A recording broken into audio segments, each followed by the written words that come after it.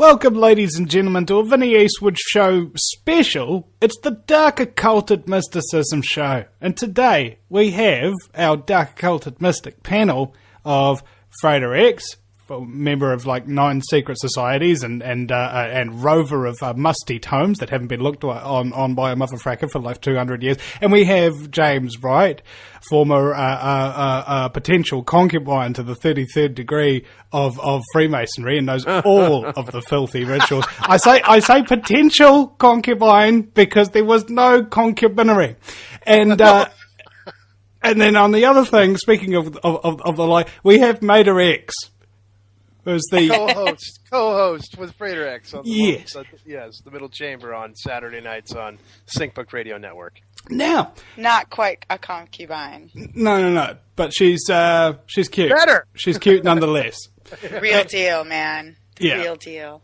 Yeah. I gave him plenty of sons, so I qualify for full-fledged status there. Yeah. Just make sure wax on his wings don't melt when he flies too close to his sons. There is a disinformation panelist in Freemasonry. And by panelist, I mean the royal panelist, as in there's a huge disinformation campaign going on about how to make it not look all that bad and how to maintain reputation. And one of the points I'd like to raise is that, is Freemasonry damned if it does and damned if it doesn't come clean about any form of scumbaggery that has infiltrated its organization? Not at all. They could set an example. I mean, after all, what happened to me and to countless others, if the correct perpetrators would have been disciplined in the correct Masonic ways, then they would have set an example from the leadership, and the remainder of the curmudgeons in the order would have looked at that and gone, I guess I better not be a douche lord today. So I think it would have had a very positive outcome, actually. Do you agree, Frater? Because there's the other element where maybe they're afraid of a reliving of the dark old days where there was a persecution of Freemasonry because of a few bad apples. Yeah, well, here's the thing. There already is a certain amount of bias and prejudice out there. I mean, you and I, Jay, both have experienced it as Freemasons coming forward and just talking openly about being Freemasons in and of itself is a judgment from others. But I went down the track of, in the beginning, I think, more than lately, of really trying to extol the virtues of the order and the system and all that. But, I've got to the point in my experience with it that I really have lost a lot of hope in the system for a multitude of reasons, which we've already discussed, chief among them being the inequality of the sexes within, the fact that they don't recognize women, the fact that there are still Grand Lodges out there that don't recognize black, Prince Hall Masons and other nationalities, and other nationalities as in across the seas. I mean, there's so much closed-mindedness and rigid control still in place within the system of Freemasonry, not to mention the nepotism, corruption, and just general scumbaggery, as you call it, Vinny, that is going on the local level and on the nationwide level and on the global level. So there's too much of that to ignore anymore. There's too much of we're in the time now where the doors should be thrown open, and the information should be made available to those who choose to know, and especially with regards to government policies and these leaders who are involved with these secret orders and use it as a backdrop for keeping the public uninformed. Well, what is it that they fear? What is it that they're keeping secret? And if you're talking about running open the doors, I mean, what would happen if there was a full-scale investigation or something of that nature? Well, that would have to involve a lot of enforcement personnel who are Masons. So it's going to all come down to where do their loyalties lie. And as I've publicized and harped on many times, the oath of the 32nd degree is starkly different than the oath of the Master Mason's degree, where you're no longer swearing allegiance to your government or whatever. You're swearing allegiance to the Supreme Council of the Scottish Rite and what they call its form of government and nothing else. So if the Scottish Rite was under fire and any lawyer or judge or anybody involved in the prosecution thereof, then they're going to be told, don't you dare. And out of pure fear, they won't. Jay, I didn't mean to interrupt you, but I wanted to get more specific about what you're saying for anybody who's listening. The fact of the matter is that what Jay's talking about is when you are initiated and join the Blue Lodge system, you take oaths and swear allegiance and obligations with the disclaimer is always clearly there that you'd never be asked to do anything that would go against your country or your family obligations or your own honor and dignity. I mean, and yet, but you do take an oath to keep the secrets of Masons and Masonry, murder and treason notwithstanding. This is part of the oath and obligation. When you join the Scottish Rite, on the other hand, and as a matter of fact, when you receive an invitation to join the Scottish Rite as just a general Blue Lodge Mason in the mail, you're already being asked to swear an oath of fealty to the Supreme Council in the application form. And there is no qualification of murder and treason withstanding. There is no qualification of you won't be asked to do anything against your country or your family or anything like that. As a matter of fact, I've got it on eyewitness testimony from high-ranking Freemasons that when they joined the red cap, the middle level between the white or the black capped 32nd degree, there's the red cap. What is it called, Jay? The Knight Court of Honor. The Knight Commander Court of Honor, yeah. Yeah, the Knight Commander Court of Honor, where you get a red cap before you get a white cap. There's a little in-between kind of little club there. And I've had and if you backstab them, you get capped. You get capped, yeah, right. But no, I have on eyewitness testimony, they were told in no uncertain terms when they were initiated into the order that if they did, they were to do what they were told, and if they didn't like it, they could just get out right now. I mean, it's all about totalitarian hierarchical control, very, very rigid, almost Vatican papal-like structure within the Scottish Rite, for example. But now here's the thing, though. We can't keep it completely isolated on Freemasonry because we're dealing with global power elite here. We're dealing with dark occult and mystics across the board. It's not just Freemasons. It's these guys that belong to all these orders and then some that are the ones that will never see a courtroom. They'll never see the inside of a courtroom. They'll never hear charges read against them. They'll never even acknowledge a culpability in anything, plausible deniability across the board for these guys because they're part of the elite that never get touched. They've always been, Teflon coated, nothing sticks to them. And that's just the way it is. And that's the structure in America. You just look through the newspaper ads or newspaper headlines and a lot of the back pages, and Mater X chime in, if you will, of all the cases of the wealthy and the powerful. And Jay, you brought it up yourself several times on your show, Dial M for Mason, that these guys that get away with worse than murder and get slapped on the wrist and get, nothing happens to them because of their connections between their families and these, different levels of cabals and concentric circles of memberships that go across generations and they cross all borders and nationalities. This is a special little club. I mean, right or wrong, guys. Oh, right. Oh, totally. Sure. And that's why the guys at the top, I mean, how do you prosecute them? It's you'd have to have a complete breakdown of the political structure of that region. I mean, if they would have disciplined the guys that did what they did to me in Texas, then the entire Texas state legislature would crumble in Austin because those are the type of people who are involved. And the guy that all of us have talked to now, Dr. Colin Ross, I mean, Here's a doctor who reviewed 15,000 declassified CIA MK Ultra documents depicting one gruesome, torturous case of mind control and testing on individuals after another.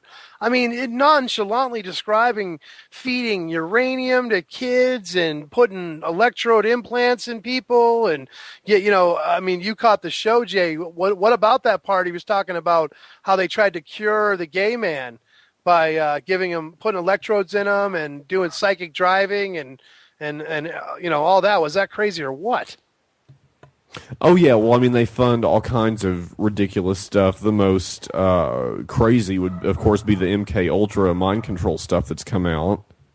Well, yeah, and this is the real shocker, guys, is that this stuff isn't new. It's been on the books and declassified since the 70s. That's the one thing he told me. I don't know if you guys caught that in your talk with him, that these documents are not new. They're just declassified, made readily available now per se, but they've been out there since the 70s, since the Church Committee, since the original intelligence exposure committees that started after, like, the Pentagon Papers and the Watergate scandal and all the things in America that led to them having to come clean at least a little bit. But, it's always really, to me, left me kind of bothered. Like, I've always felt like, for example, Bush Sr. was the director of the CIA during those committee hearings.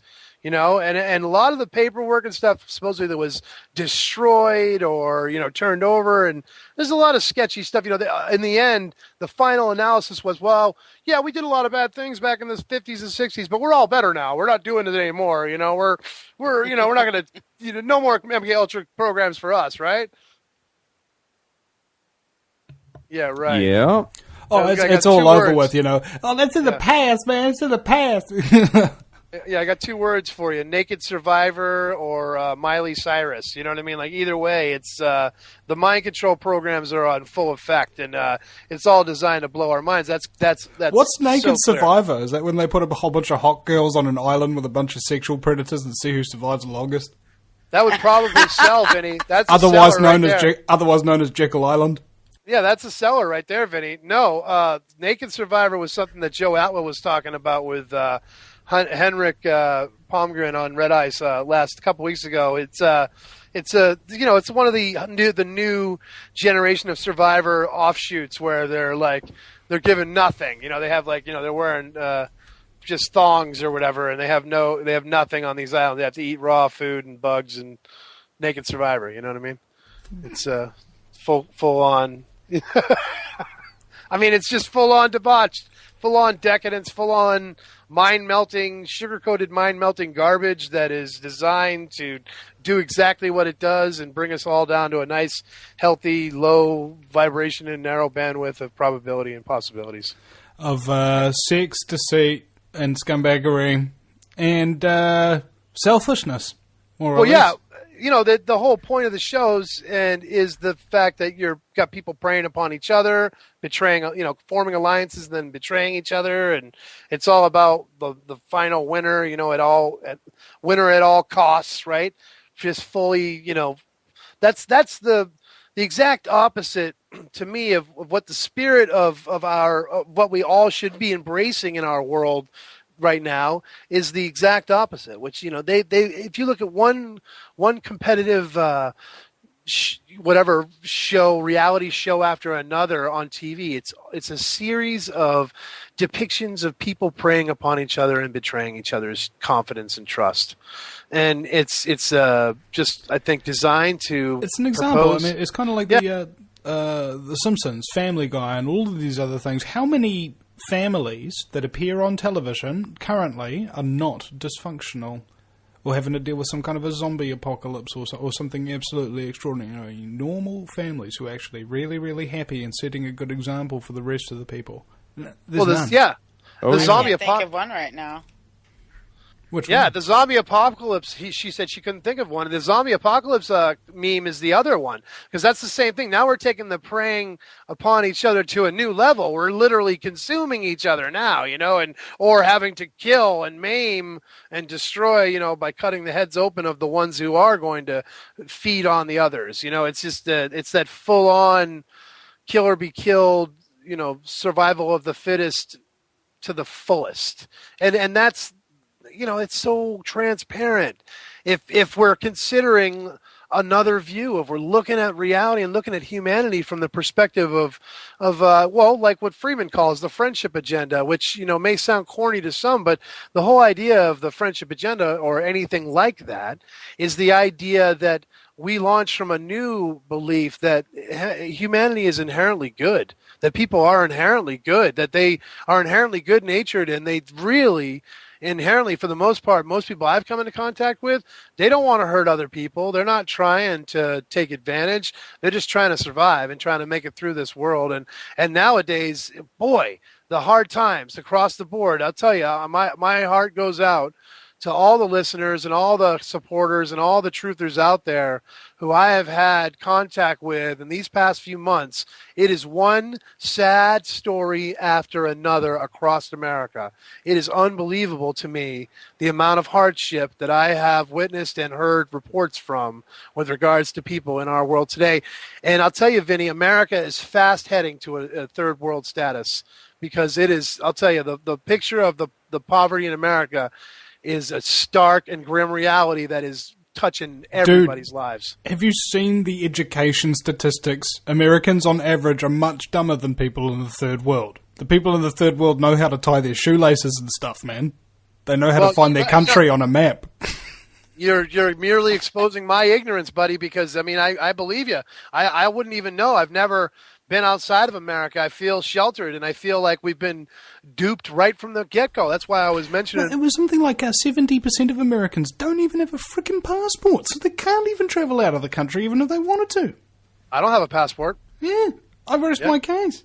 It's like $150 to get a passport, Vinny. You got to go down to the post office with $150 to fill out the application. In New Zealand, it's $500. Yeah, I don't have an extra $150. And we've got like 4 million people that live in this country, and 1 million New Zealanders abroad. Like, we're one of the most well-travelled people in the world. I mean, could you imagine if 20% of Americans were globally roaming around and whatnot? Maybe they are. There's probably heaps of Americans out there. I see plenty travelling, and I don't know what it is, but I don't know. I'm not even going anywhere with this. I've just got some kind of wanderlust. Oh, but you make great points as far as how we perceive the outside world, how we perceive what, when I say that America's fast, becoming a third world nation, and you point out America's surpassed third world nation status in many ways culturally. It's just a matter of perspective. It's got like a 50 times higher birth mortality rate than the third world.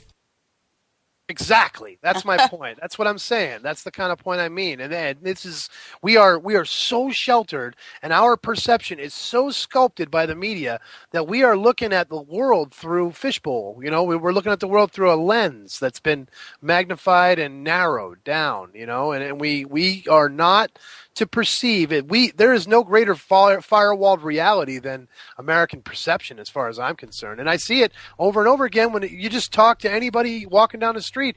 It is the mind control program is in so full effect in the average populace of America. Each person is doing their part to reinforce the system of control within their own mind.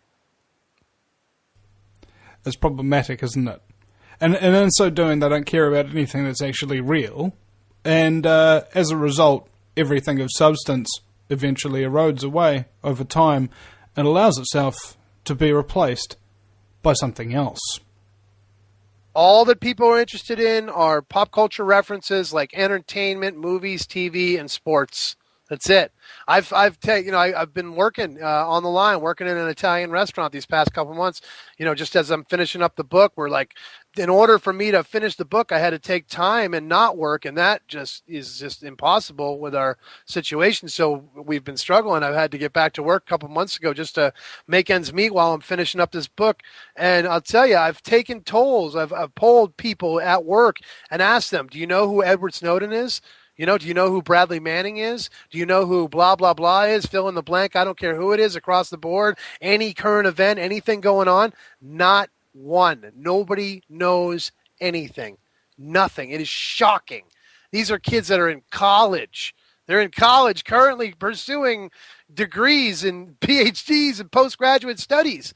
Completely narrowed, specialized focus with absolutely no clue as to what's going on and who's out there except for pop culture, except for movie stars, TV stars, musicians and sports athletes, sports stars. That's it. I recall when I was in film and media studies in university in the second year, the incidentally American lecturer said that the reason why TV was so good is because it gave us all things in common. And my argument was that the things that we have in common because of TV aren't real, don't matter, and in so doing, our relationships become less, and so does the understanding of the world around us, because nothing we care about and nothing we see has any real value. Only the things that we believe are fantasy, or only the things that are fantasy appear real to us. And I got a D for that essay, unfortunately, so I quit university and said, this is bullshit. I hear you, man. I hear you. I've had similar experiences in my own with different professors, and it was the same then as it is now. I mean, it's grown more, the gulf of the gap and the gulf of ignorance, I would say, the collective the confederacy of dunces, the general feeling of malaise, in the land of the blind, the one-eyed man is king. See, these people don't even know what the word malaise is. They think it's a kind of mayonnaise from Malaysia. Or a fruit spread, marmalade, right? Yeah. Pass the marmalade. But you just muted yourself out there, Frater. Oh, sorry. But seriously, it is seriously, apparent though when you can just turn to and Frater knows what he's talking. Frater knows what he's talking about, ladies and gentlemen, because he's got 5 kids. He would know what's apparent. 4 kids at home and 1 grown up and on his own, But it is, in fact, it is.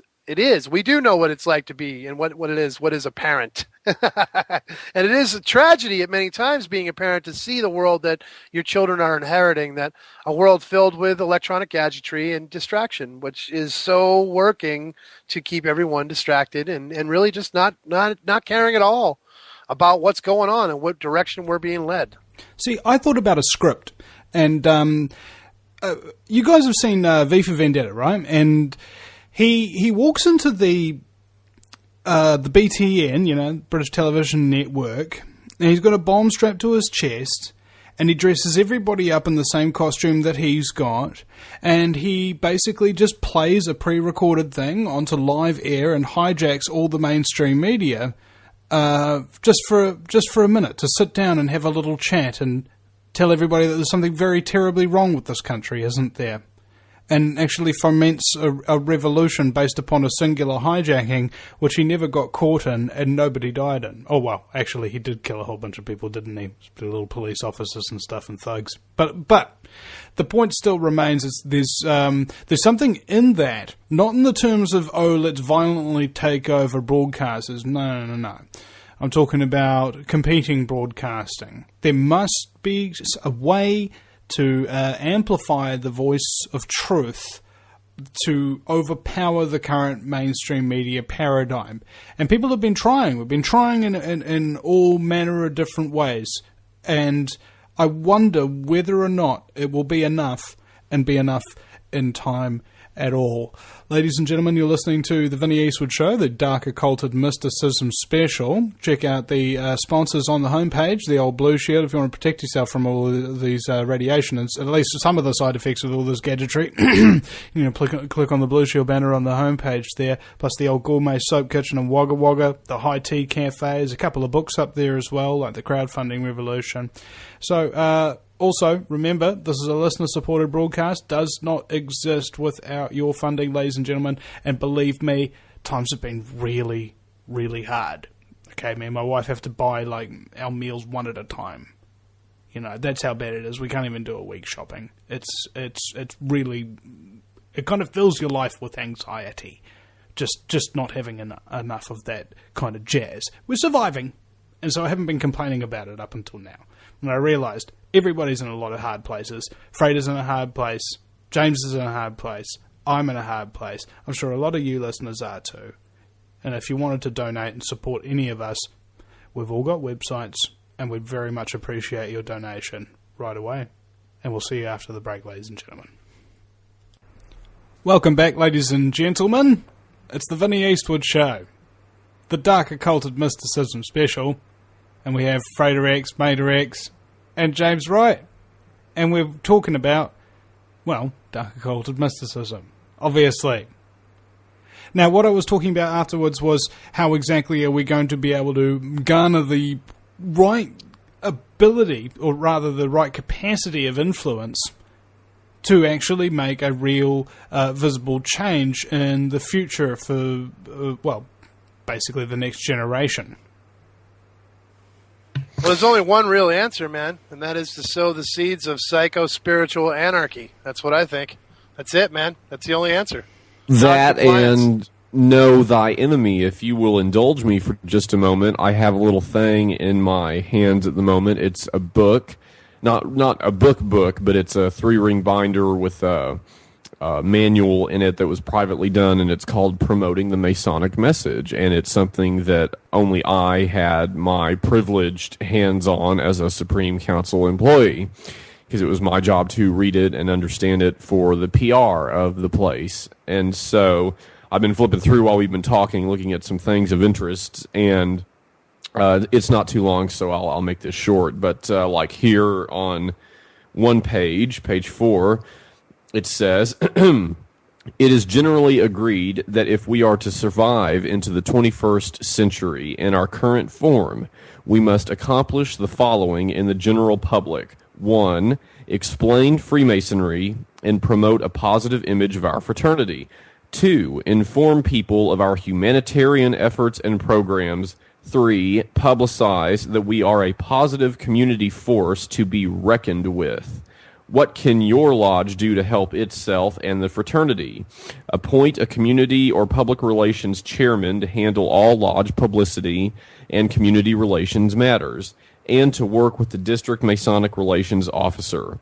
Publicize your programs, and don't forget to inform your members on what is going on and why. Solicit their support. Don't just pay lip service to community relations. Do something. Tell your friends, neighbors, business associates how your lodge is promoting the interest of the community.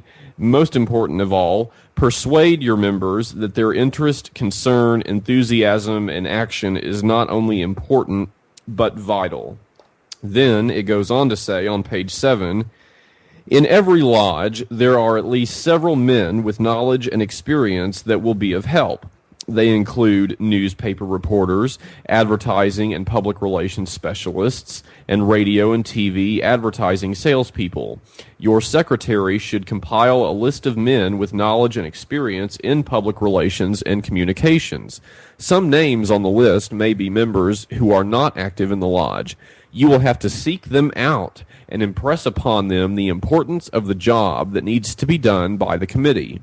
After reviewing the list of names, the worshipful master can appoint a chairman. It would then be the chairman's responsibility to organize the committee, keep the members motivated, make assignments, and monitor results.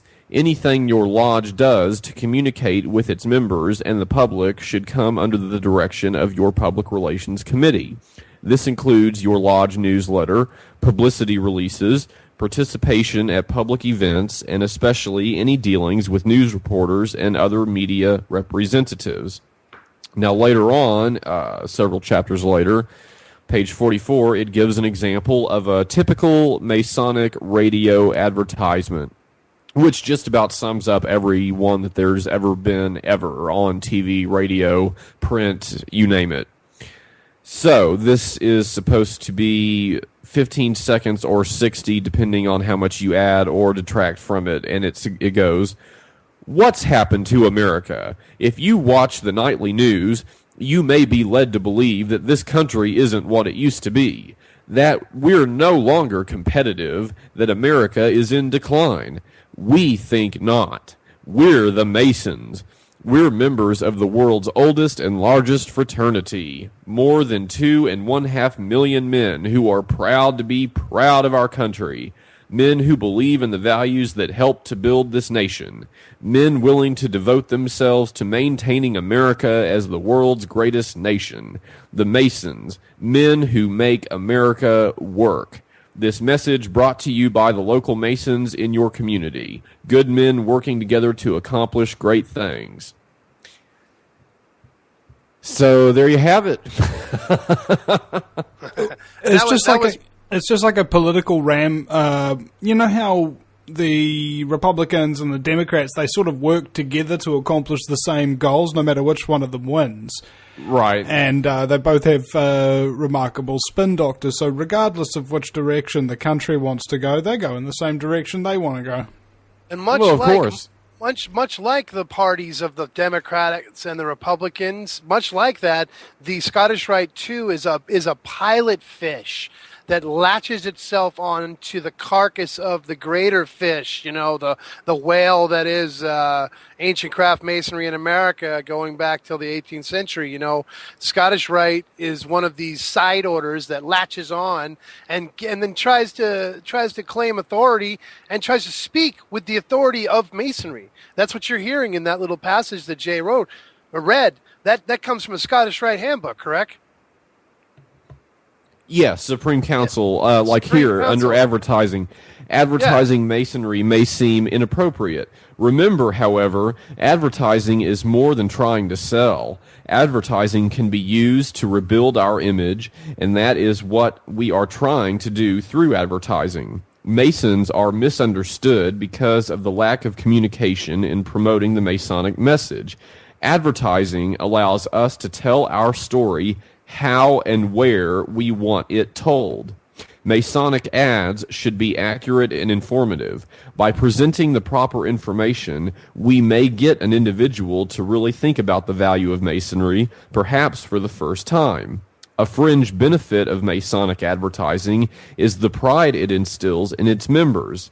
It's a rare individual who isn't proud and excited to hear his lodge's name on the radio or see a commercial about his beloved fraternity.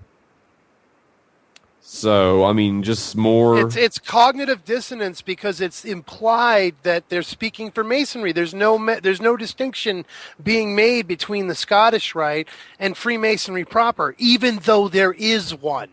Still, to this day... my favorite is with the sentence, advertising allows us to tell our story how and where we want it told. How and where are in boldface. And just to follow suit on this, just to be consistent and match Jay in reading excerpts, I'll read you. This is from the manuscript, page 162 of the soon-to-be-published Secret War Inside Freemasonry that I'm working on, chapter 10, conclusions.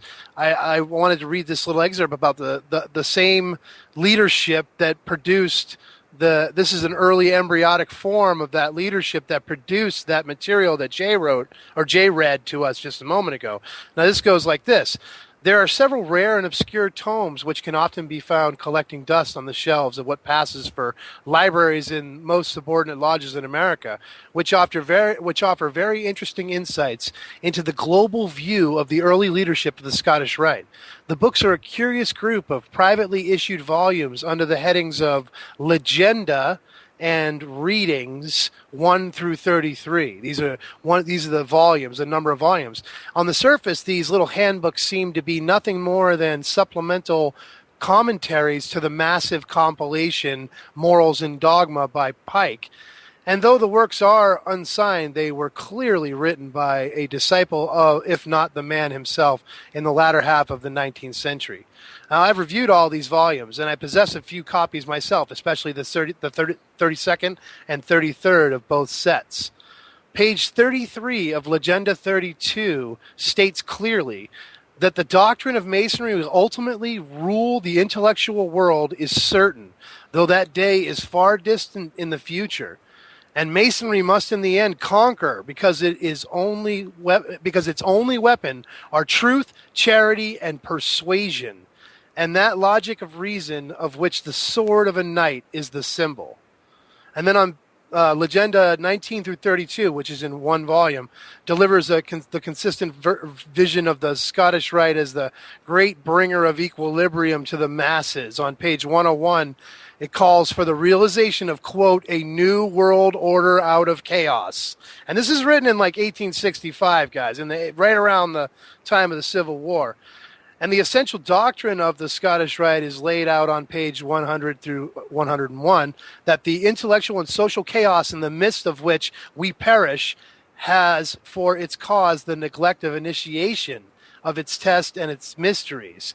So the author continues to cite the ills of the uninitiated masses, which lacks the essential law of nature, that of initiation by labors and of dangerous, toilsome, and voluntary progress, has been fatally disowned. So to rebuild society shattered and decayed, we must reestablish hierarchy and initiation. And this is the great purpose of the Scottish Rite. The reign of superstition has begun and must endure until the time when the true religion shall be established on the eternal basis of the hierarchy in 3 degrees and of the triple power which the ternary exercises fatally and providentially in the 3 worlds. Now, I want to point out, I'm going to end the quote there, I want to point out that it's remarkable that he just mentions the hierarchy in 3 degrees, which is the Blue Lodge. It's ancient craft masonry. It has nothing to do with the Scottish Rite. And yes, that's where they're focusing the authority of initiation. But isn't that remarkable, guys? Oh yeah, they actually define it here. They're talking about the writing of a Masonic press release, and it says this writing technique is called the inverted pyramid. It permits the editor to pick up the important facts of the story in the first few lines. Then, if he does not have space or time to use the whole release, he can cut it from the bottom where least important details are given. This is true of both print and broadcast media.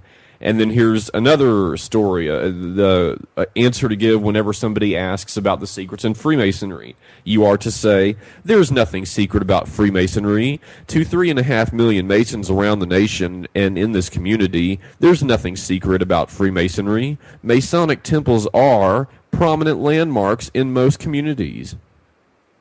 That's it.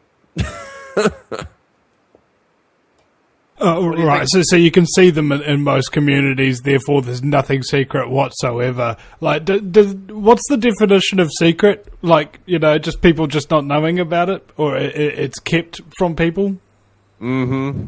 I mean, now, they're great landmarks. Okay, and do you open them to everybody? No. Who do you open them to? Well, people that we invite in. So, only the exclusive group of hereditary membership of this ancient, secret society are allowed in, and it's totally secret, and you're not allowed to talk about politics or something, and you're supposed to believe in this higher power, and it's been around for hundreds and hundreds of years, and they don't even tell you what that higher power is, and you think there's absolutely nothing going on whatsoever. They're like, yeah. Exactly. You're catching on. You could be worshipful master. I mean, okay, if you say so, that's fine. Is everybody freaking stupid? It's just... I guess it's more the fact that because I expect scumbaggery, I actually notice it when it's being told to me, when it's being sold as something else. And going on to illustrate the point about order out of chaos. Now, you guys know I've been collecting a whole lot of screenshots of Masonic symbolism in film and cinema. Yes, and well done, by the way. Hundreds and hundreds. But one other thing that I haven't been doing is taking audio samples from them, because the phrase order out of chaos appears as often in films made by any studio as the all-seeing eyes and the black and checkered floors and whatnot. So I'm thinking there's another part of it that really illustrates the point, is that they actually are trying to somehow put this into the public consciousness, perhaps not on a I'm aware of making the choice, but more like, order out of chaos, that's fine, isn't it? That's the thinking that the ends justifies the means. I mean, like here they're giving examples of public events to throw, and here we go with the kids' ID program. Having a set of your child's identification is a good idea for parents. Your lodge can sponsor a one-day ID program enlisting the help of the local police department. Materials and manpower would be provided by Masons. The program should be announced well in advance so parents can plan to bring in their children. And Vinny, that program's always creeped me out. The CHIPS program, right from the very start, I was just never wanted to bring my kids to anything like that, and we never went and never certified our kids in any lodges. Well, you couldn't have, man. I thought CHIPS was only on TV in the 70s. Right, and that was a great theme song, man, with the mirrored sunglasses and everything, man. I had a pair. But to address what you said, Vinny, about how it's this perennial theme being reinforced over and over again, that just goes right back to the whole Stargate conspiracy, the whole idea of the SRI International paper changing images of man, which from 1973 they mapped it out, that they actually suggested the use of Masonic symbolism in Egyptian iconography to corral mass consciousness, which Matrax has done a lot of research. She's actually working on an article about propaganda by Edward Bernays, who's the father of public relations and propaganda being synonymous. Basically, the idea of the control of mass consciousness, the production and control of mass consciousness through media, through pop culture, through trusted leaders in the form of political and social icons, like rock stars and movie stars and television stars and sports and athlete, heroes that basically are utilized in a concerted effort. Go ahead, Matrax, if you want. I'm putting you on the spot as usual, but if you want to talk about this subject a little bit, that'd be really cool. People would be interested, I'm sure. Well, yeah, I'm still working on getting all my notes together to kind of like make a flowing kind of synopsis. But it's interesting as I was reading how much of today's like programming on TV is reminiscent of what was kind of being said in the beginnings of this whole propaganda thing, like over 100 years ago. And to see the evolution of it kind of going against the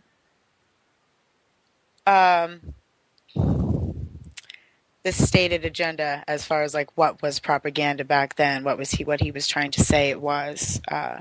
Now he tried to make it clear in the book that he wasn't trying to say that this should be used for nefarious purposes, and yet it seems to be being used for that right now. And he's like, it was a celebration of democracy and free thought for everybody to be able to use mass consciousness to just bring about the right political agenda, for example. He always, in a very altruistic way, is how he depicted it. Right.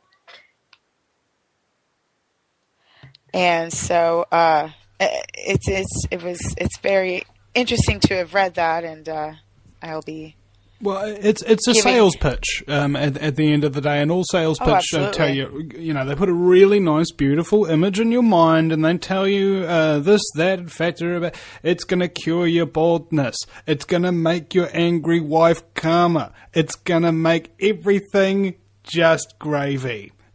And of course, people who are desperate and don't want to think for themselves, in fact, many cases have never tried or never been taught to think for themselves, are constantly looking for somebody else to follow, somebody else to tell them what to do, some kind of authority to basically make the important decisions in their life so that they can continue to not think for themselves.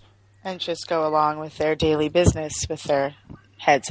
Now, that's how it happens on an individual level. Imagine that happening at a collective level. How bad would society get? And there it is. we've got exactly the society that I just described, didn't I?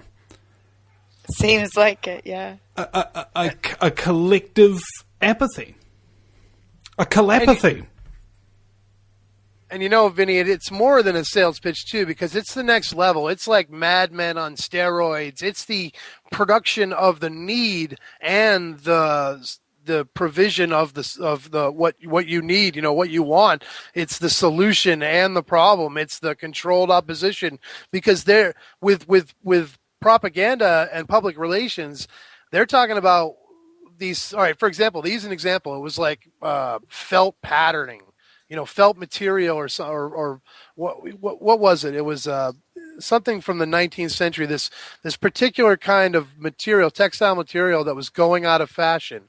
But there was velvet. Velvet, right? So there was a huge industry of velvet producers that needed to do something to get Americans buying velvet again, right? So what they did was they sent agents over to Europe to inject this notion of felt being the latest fashion into the fashion world in Europe, so that it would then be reflected back to the Americans, and they would pick up on it and run with it, and it worked. It produced a whole new wave of felt or whatever velvet products that, it's just crazy. But it was a great example of, he took that one step further and further with sculpting political agenda, how they actually got Wilson elected. And even though everybody was against World War I, and he promised not to go into World War I, but the first thing he did, just like Obama, escalated war. Oh, yeah, he's Mr. I'm going to take us out of the war. I'm going to shut down Guantanamo. Well, last thing I checked, the Guantanamo's still open, and we're not, no end to war is in sight. That's for damn sure. And it's the same thing with Wilson. He was presented to the people as a populist president that was going to not bring America into the war, and that's exactly what happened. We went right into that war, and this is what public relations and propaganda, that this is why it's so important, why we need to take a look at that book. It's really not that hard of a read. It's actually shockingly simple of a read for people who are readers, and you're just you're not reading a textbook. There's no complicated, this isn't Thomas Paine's Common Sense. Let me tell you, this is a very simple read that is giving you a blueprint of how consensual reality is manufactured in America to this day. And it's on a global scale with multimedia above and beyond the greatest expectations of the nephew of Sigmund Freud, which was Edward Bernays. Well, of course, it's given birth to the culture of the 21st century, all our consumer culture, all our celebrity culture. And I think the reason why they call it culture is because the word cult's in there, basically, and you start to think about it as everybody. Imagine for a moment that everybody's in a personality cult of some description, and then suddenly, oh my god, it makes a hell of a lot more sense. Why don't you like Barack Obama, Vinny? Well, he borrowed more than all previous presidents of the US history combined, and has killed more people, innocent civilians, than George W. Bush did. And they go, "You're a racist." See, it's a cult. I'm messing with your God complex, man. I'm sorry, but unfortunately, the truth He's also got more corporate funding. He also, has helped to cut more social service programs. Everybody thought he was going to be a man of the people, I had so many friends who were very liberal persuasion who voted for Obama thinking, well, at least, he'll take care of the people, right? Yeah, right. Come on. We're seeing cuts across the board to food stamps, Social Security, and they're giving subsidies to the banks. They're giving subsidies to the bankers, man. The bankers need subsidies right now. Yeah. Well, here's another relevant passage. Oh, unfortunately, we're going to have to actually leave that relevant passage to the next segment, because we're going to quickly wrap this one up, and then we have two more to come. Is that all right, James? Yeah. Okay.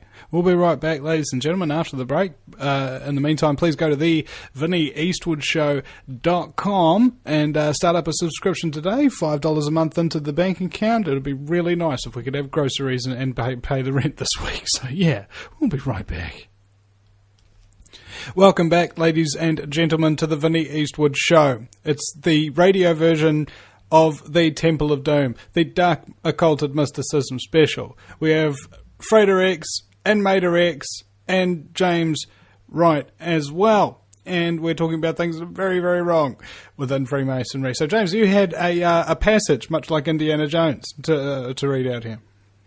Yeah, another one from their secret passage. Their public relations manual, dirty, naughty, filthy secret book that maybe only 50 eyes in the world have held and touched and read. But as it says here, this is back toward the beginning. Blue Lodges must capitalize on every newsworthy event in which they are involved. News is what people want. The more characteristics of a good news story that our Blue Lodge news releases contain, the better chance the Lodge has of obtaining coverage in the media.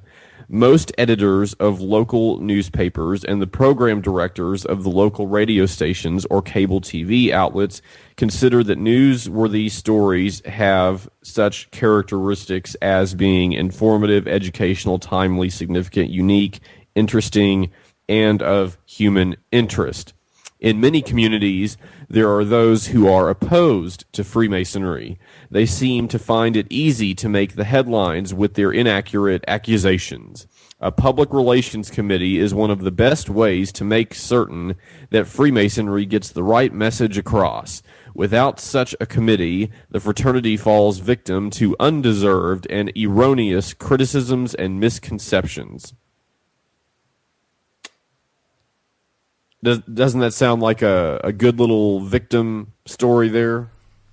Absolutely. Kind of like when they go around threatening people while they say, we don't threaten people.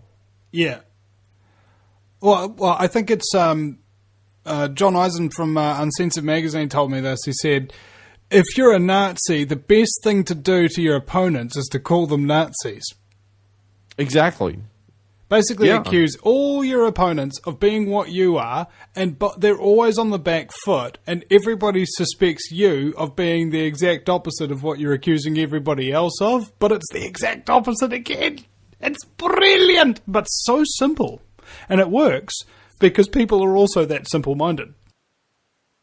Yeah, in 1859, when Albert Pike was elected to be, or appointed to be, the Grand Commander of the Supreme Council of the whole shebang, one of the first things that they stated was the explicit core mission or primary purpose of the Scottish Rite Supreme Council was to root out and discover all, spurious and false or irregular degrees and degree systems out there and identify them as such and neutralize them. That was explicitly in the documents. Like they were going to, discover them, root them out, and neutralize them. And that goes along the lines of exactly what you're saying. The first thing you do is we're the ones that are going to find all the fake degrees out there. Really, that's, basically because you guys know how it is to be a fake degree, right? You know how it is to be a fraud and how it is to be, made up. And if you tell everybody this, then they can just deny it and say, well, that's just absurd. We've been saying the exact opposite of the truth for so long. Who'd believe you? Right, exactly. But, in keeping with that, the real culprit of all this, of these orders and these secret societies and this idea of cloak of secrecy in our modern world, postmodern world, is the fact that the initiates, those who become members and adherents, are gagged by their own leadership and their own hierarchy. They are made to not speak the truth. They're made to not tell what they know. And that's the key. Even myself, that was a victim of that. In order to be advanced to higher levels of the Rosicrucian, to the highest level, the High Council, I was, under gag order almost from the leadership of the local college of Rosicrucians that I was a member of, because they were afraid that if I talked too much to the higher ups, they'd get a whiff of a load of what I was thinking, and they wouldn't approve, and they wouldn't give their blessings to my advancement into the politically advanced level because they were, the leadership locally in my area was just trying to get me into a position where I could serve as their secretary, and basically marginalize me in that way by getting, waving the carrot of the esteem and prestigious invitational only Masonic order. James knows what I'm talking about. Within the body proper of Freemasonry, these other invitational orders are like the big carrots. They're the things that are waved under the noses of those who want to be in the in crowd, to be, and a lot of them are just at really elaborate supper clubs where people are getting together, dressing up, preening around, patting each other on the back, and basically just having a dinner, and not really doing anything of any real research or any kind of real discovery or understanding or unpacking of Freemasonry. Right. It's like how every country club has that one dining room inside of it, maybe on an upper floor, where it's like the more upscale version of the country. So in other words, the rest of the country club members, the commoners, they're downstairs eating in the main dining hall, and then you'll have this elite upstairs exclusive dining room where, the truly wealthy and powerful people that belong to the club go and have their coffee and their meals and everything else. And that's exactly what Freemasonry has turned into. And I mean, I get so much criticism from Masons out there who just maybe listen to 5 minutes of what I say or read the description of my book on Amazon or whatever and just make up their minds automatically that I'm just this horrible, disgruntled guy out there with an axe to grind and tear it down and take everything away from them, and that's not it at all. I mean, it's just not the only reason you're doing it. You're also doing it because it's true. Yeah, because it's true, because the place needs to be sanitized, and enough is enough. This has gone too far. Yeah. It really has. The world is out of control, and this is the core reason why. Yeah, and that's what's so surprising is that everybody's been thinking about whether or not there's an Illuminati and thinking about these shell groups and all of these other different... It's called the Order of the Silver Star, but that's a whole other... No, I mean like the creature. Trilateral Commission and the Bilderberg groups and all of that kind of thing, but unfortunately there's another whole side to it that oversees the whole operation, is it? And then there's Ted Nugent. Yeah. Sorry, I didn't get that reference. I posted a little image of Ted Nugent in the chat, but anyways, no, that's from Mater X. She found this. We're on a Ted Nugent kick because he's on the news. He's just a fanatical. Apparently, he gave voice. the smackdown to Roseanne Barr on Anderson Cooper the other day about what? About the Tea Party and America. Just about the typical American propaganda. Yeah, but he loves Sarah Palin, by the way. Yeah, well, then he's an idiot, and I love Roseanne Barr, so he's a double idiot. She actually gave him the smackdown. It was kind of good. It was great. You'll be surprised how hard it is to pass the bar in America. No, but really, it was one of those things that was labeled one way, and in fact, if you watch the video, it went a totally different way. But like Jay just mentioned, when a lot of times people viewing our media or viewing anyone's media for that matter, you just watch a few moments of it, you don't get the full story, or you don't, you just breeze through something, and you don't get the full story, you don't understand that what's going on, and you just pass judgment immediately. And that's a tricky slope that people have a short slide attention span, down. a very, very short attention span. About 30 seconds, I think. Well, yeah, that's why I mean, it's been my learning experience through all of this, doing it for 2 years now, that I can reach far more people through radio than I can with books. And of course, part of that problem is I have an evil satanic Masonic publisher in Hollywood who's doing everything in his power to try and keep the information down. And I've told you all about that story, so we don't need to waste time going back into that. But yeah, that's how Hollywood works. And God forbid somebody pick up a book and read it and figure out that it's actually like some of the most damning stuff ever written about the place. I mean, it's not like I'm just coming out and going, oh yeah, they're awful, they're nasty, so saith I. No, I mean, I've slammed the evidence on the table every step of the way, including but not limited to the genealogical end of it. And I mean, they haven't issued one single rebuttal the entire time. Now, if I was just some cray-cray off the street, I mean, they would have slammed me into the pavement years ago and dismissed me as a kook and a crank, and that would have been the end of that. But they're scared to death to engage me on this level because they know that I can shoot them down in any debate they try and throw at me. Like a Mason the other day was writing me and telling me, well, but regardless of whatever, you've broken your obligations. And I go, no. Let's look at this like a lawyer would. Okay, yeah, I took those O's, obligations, whatever you want to call them, blah, blah, blah. But we can liken those to contracts. And when the party issuing the contract breaches it, then the contract is null and void. So I can run around having Masonic secret-telling Tourette's of the mouth all day long, and I am perfectly within my right to do that. I mean, that is a technicality you could really angle, because, in fact, there's a misrepresentation that you were even given Freemasonry, that you even received the light of the mystery of Freemasonry based on the infiltration of outside orders.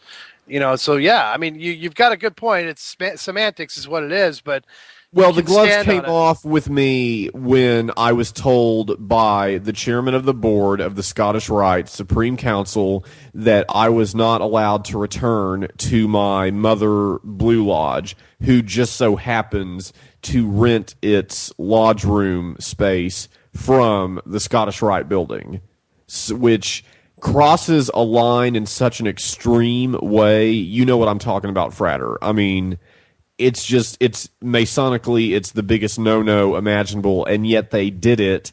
And then everybody at my lodge stood idly by with their thumbs up there, just allowing it. And nothing was ever done with these guys who were causing the problems. And I don't mean just me. I mean the guys who were every day using racial epithets against the Hispanic cleaning crew, or the guys who were sexually harassing the female office personnel, or the guys who were using their position in Freemasonry or the Scottish Rite in particular to try and get local political favors and pressure politicians in the name of the place and all of that. I mean, the list goes on and on and on, and again, I love to use the analogy. It's like a misbehaving child that the only way you can discipline is to take away the toy.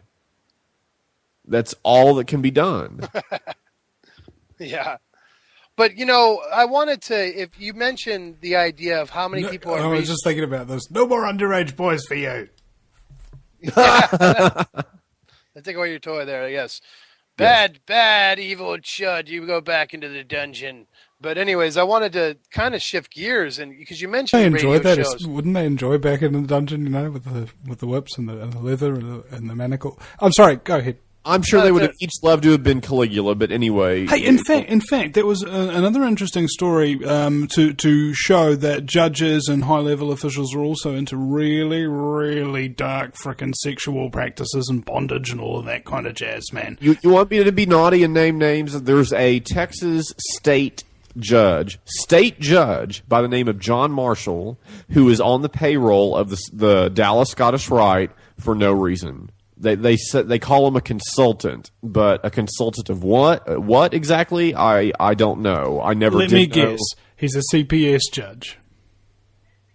I Family don't court know kind of stuff. I'd have to look it up. It's possible, but all I know is it was state level, and he had an office there in the building for no reason and hung out there all the time for no reason. His wife was the the sort of PR woman of the building who dealt with like the private rentals and all of that. And here these people are all being handed $60,000 a year salaries. So how many Masons that want to get mad at what I say, they need to stop for a moment and consider that. All of these secretary generals and chairmen of the boards and Supreme Council officials and everybody else, they are making minimum $60K a year, if not more, of your dues money to sit around and do nothing except bark out orders at you. So how does that make you feel as a Mason? That would be my question. You talking to me? Well, he's the only one. You're only the other. No, Mason I'm in talking the room. more to like your sort of a online troll type community. Well, I fail to see the point in actually talking to the troll community because they're there to troll, not listen. yeah, I ignore a lot of BS that Mater X True, but then that they inadvertently end up working full time for you for free as your publicity agent. So que sera sera. Well, you have Or a unique in the case of south of the experience. border, it's not que sera sera. It's just pronounced a quesadilla. Now I'm hungry for Mexican food. Damn it! I really am. I like it. I want some Tabasco sauce and rub it in the eyes of a Mason. Man, that's just I'm me. joking. I wouldn't do it to either of you. Well, let me ask you something completely unrelated to this topic. Let's shift gears completely away from this, Vinny. Do you think that we went to the moon? Are you talking about in the time that they said that they first went to the moon, or since? I'm just in general, yeah, both. In general, Either. in general, I reckon we've been to the moon. I'm just not entirely convinced that the original moon landing was totally true, because the amount of documentary evidence that flies in the face of almost everything that the public record is supposed to state just doesn't make any sense to me. And all those guys were Scottish Rite Freemasons. The first Apollo astronauts, they were all Scottish Rite 32nd degree. Yes, Every one of them. Houston the Eagle has landed was a symbolic reference to the double-headed eagle's purple Scottish Rite flag. And the brother, the guy that was one of the managers, the NASA operation managers, was brother of Kleinik there that wrote Your Amazing Mystic Powers. His brother, was the manager, NASA operation manager, and so the connection runs deep with these guys. Yes, and they all belong leadership. to a lodge in Houston called Tranquility Lodge number 2000. Which is the Tranquility Lodge is supposed to be located on the moon.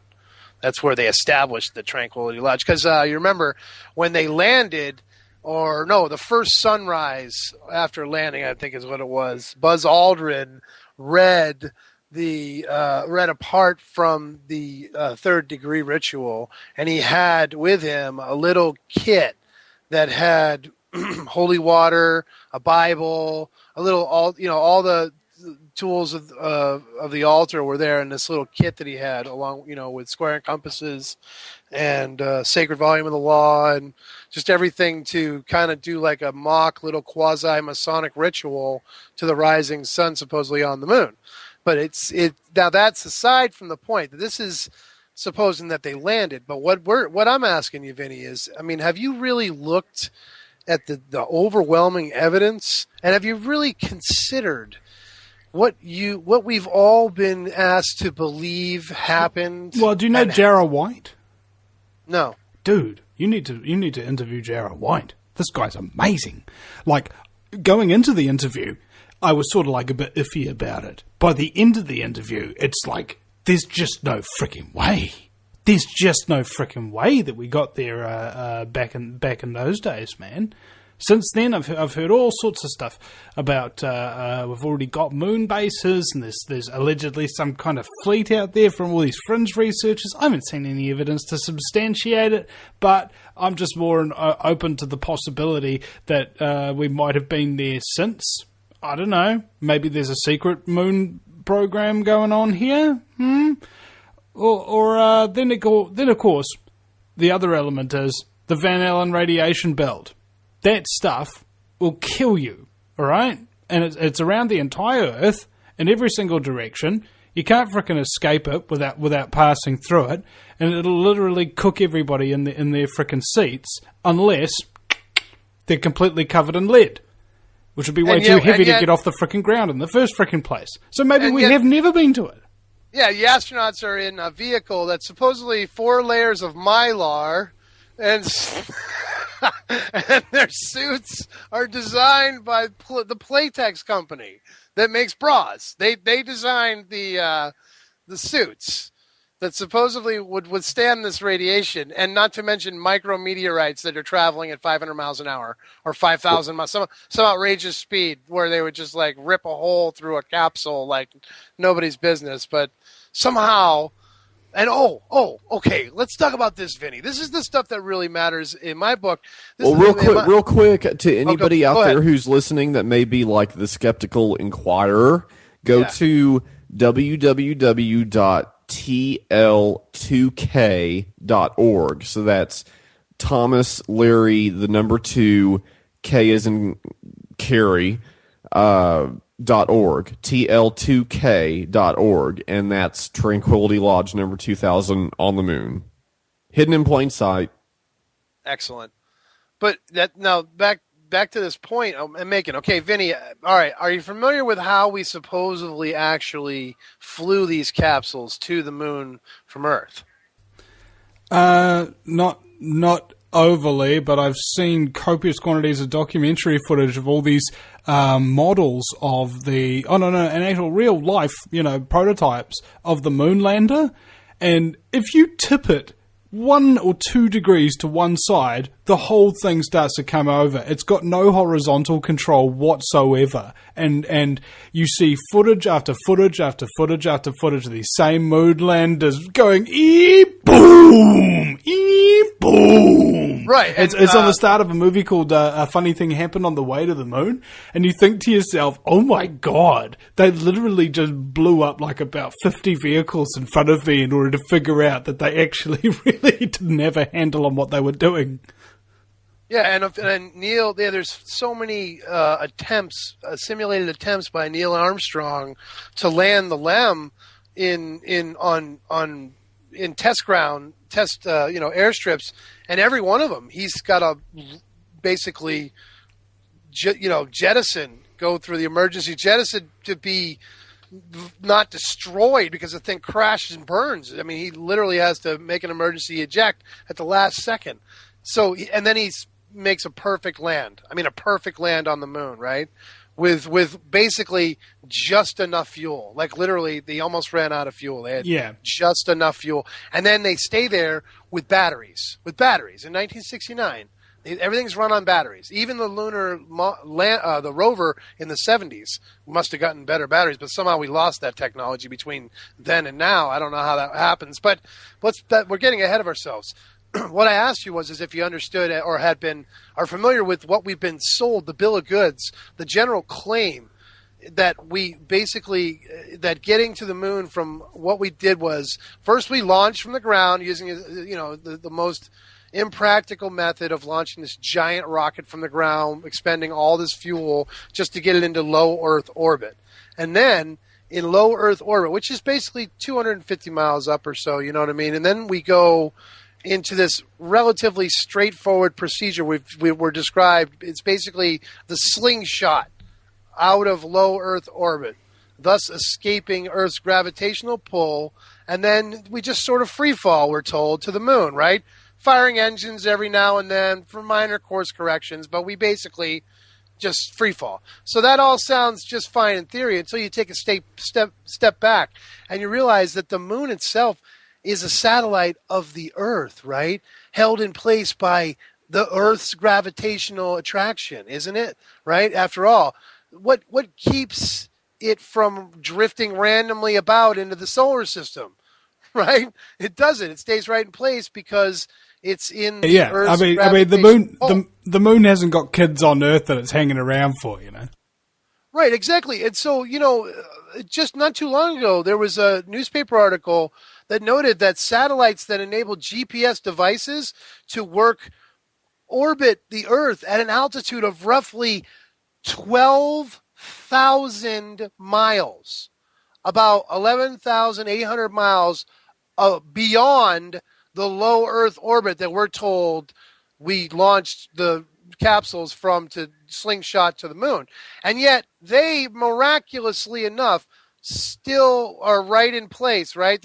They don't fall from that. They don't fall to the moon, and they stay right there. What's holding those satellites in place? I'd like to know. How come they're not free falling to the moon, right? Isn't that strange?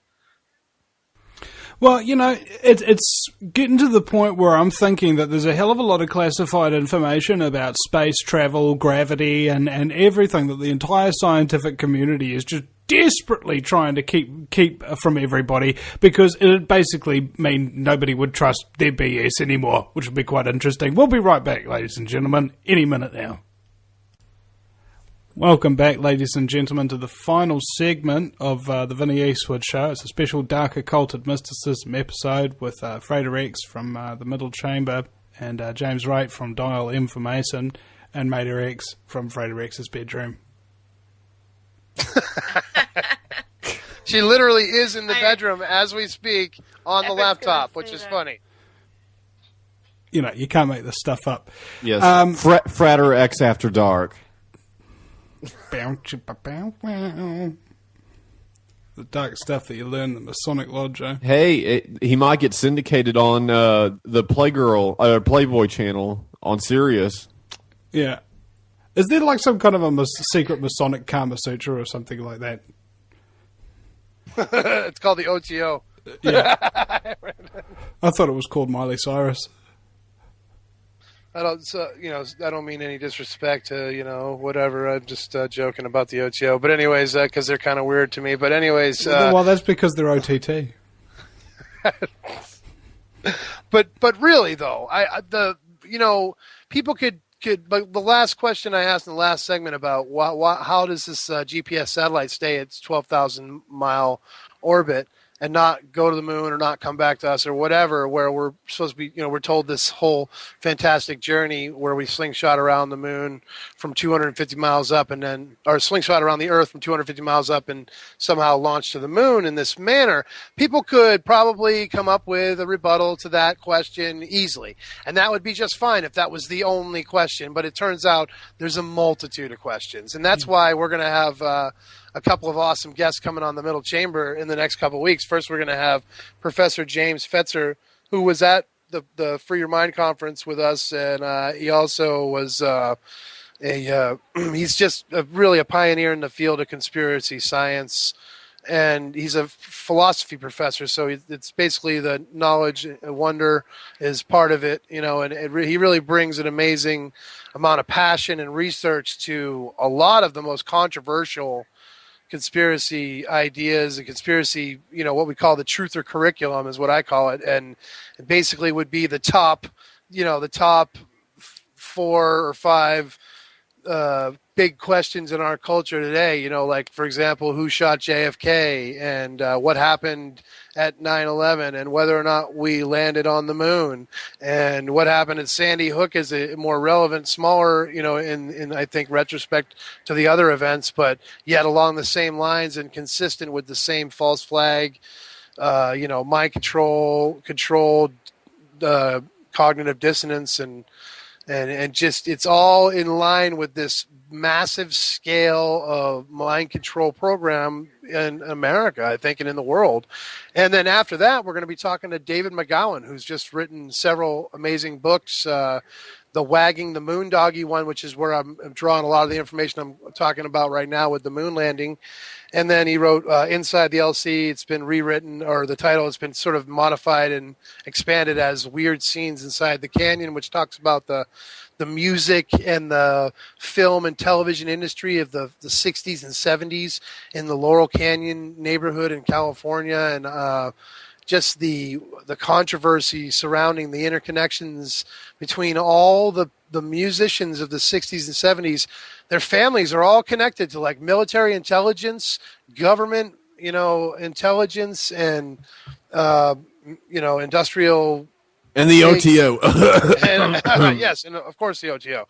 But as a matter of fact, the Agapo Lodge does come up a few times in some of the stories, because I guess John Carradine and John Carradine and a few others were members of the Agapa Lodge of the OTO and a couple other really strange, like creepy dark orders that were into like snuff films and other crazy stuff, according to the research that Dave McGowan's uncovered. That's really amazing dark stuff. And at the top of Laurel Canyon was this Lookout Mountain Laboratory, which is basically a film, a covert film production studio that made like thousands of government, confidential government films, top secret government More films. movies than were made in Hollywood at the time, I think.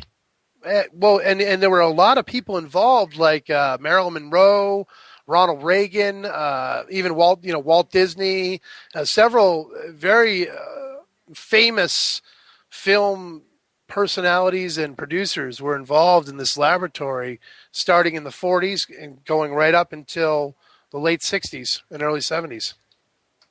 But anyways, we're going to be talking to the author of that, and it's just a lot of exciting stuff dealing with why is it important. Well, it's not just fringe conspiracy science people.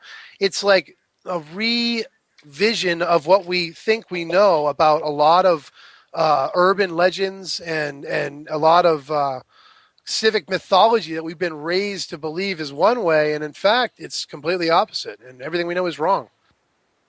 Yeah, and that's just kind of like my general rule of thumb. If it comes from an official source, it's probably the direct opposite of whatever they're saying it is. And if you can't, prepare it for dinner in your own kitchen, then it's a self-kill bioweapon. Right. Yeah, exactly. And, that's the core overarching theme of Dark Occulted Mysticism show, and I think all of our media really is that we're exploring, to varying degrees. All of us are exploring and identifying what we see as problems, and then looking and unpacking solutions and looking at how can we respond to this, and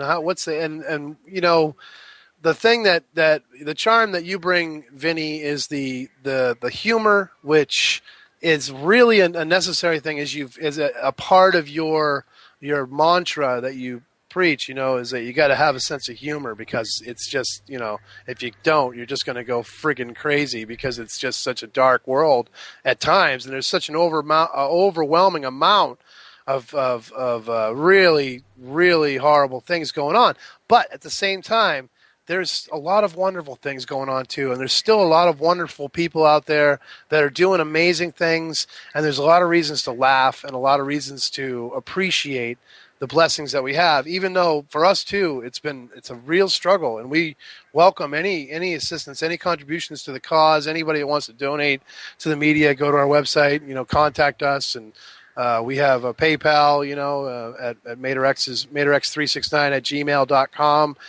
But that's we're all trying to make ends meet, because we're in the trenches here, people. We're not even Jay and I. We may have ascended. We ascended within the lodge system because of the merit of our insights and the connections that we have with these orders.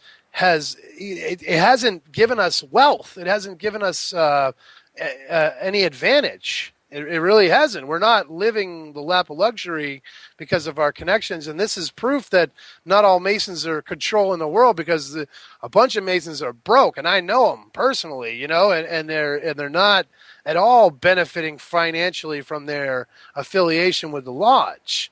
But they're filling the numbers, and they're filling the roles, and they're paying their dues, which is paying into the system, which is then being, large funds are created that are then being directed, spent, appropriated and spent by certain individuals. And those are the people that we are most interested in exposing and identifying and trying to bring a halt to by means that go, this is a sonic revolution. I mentioned the sowing the seeds of the psycho-spiritual anarchy before. And I've been listening a lot to different people who are talking about the philosophy of the sound vibration, this idea of radio and talking. We're involved in a sonic revolution, because we are the counter signal.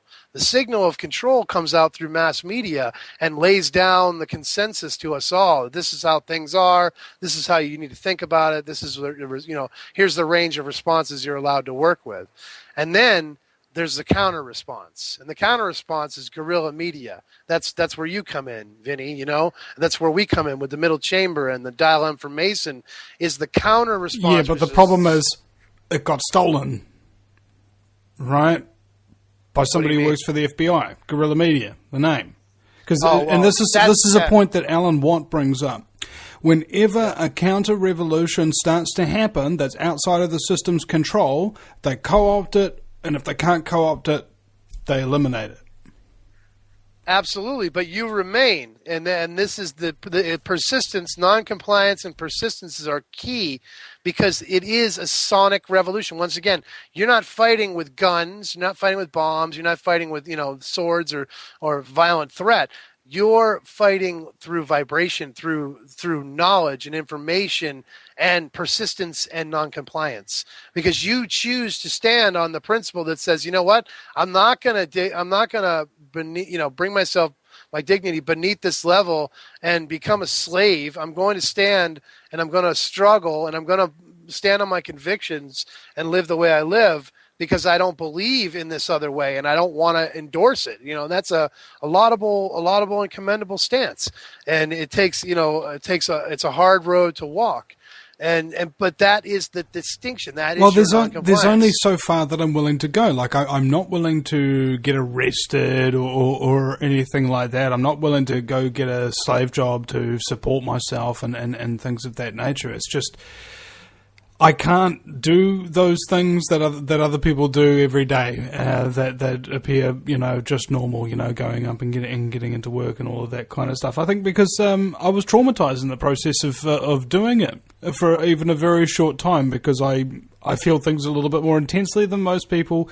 But, however, there's other people like in the Freeman Truth Sovereignty movements and splinter cell groups or whatever they call themselves now. Who are really putting themselves on the line and having them deprived of their freedom and their private property and things of this nature, in the name of trying to help others and provide an example of lawful resistance and things of that nature, right?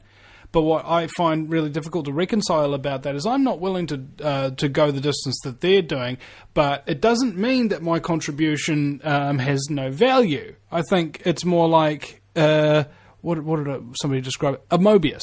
It's like if you got a flat cylindrical piece of paper. Oh, sorry. You got an A4 sheet of paper, and then you fold it lengthways, so it's like a long rectangle, and then you twist it at both ends, and so it becomes sort of like a corkscrew, and then you put the two ends of those corkscrews together, so it goes up and down, and round, and it can't survive with one side without the other, and it's all interconnected. And one thing that really aggravates me is when people say one person's job is more important than the other, or one person's job doesn't matter, or that kind of thing. And I find it's actually the ones that are hardest to accept. I mean, James, you're a prime example of this. The amount of reception that you've had to exposing Freemasonry, and I mean really exposing Freemasonry, bigger and badder and bolder print than anybody's really ever been able to attempt before, until Frater's book comes out, of course. You've experienced precisely how the system comes after you when you're being effective. Yeah, I mean, initially I thought that I was just going to do a little bit of good, start a positive dialogue amongst my Masonic peers, hopefully at the end of the day get some sort of positive change, if not enacted, then at least on its way, to being so. But all the opposite things happened. They just acted even worse. I had Masons that were coming over to check on me. I mean, guys I trusted, friends of mine from Lodge, and they were concerned because they had a front row seat for what went down at the Scottish Rite. They were coming to my house to check on me because I went through the worst depression of my life after that.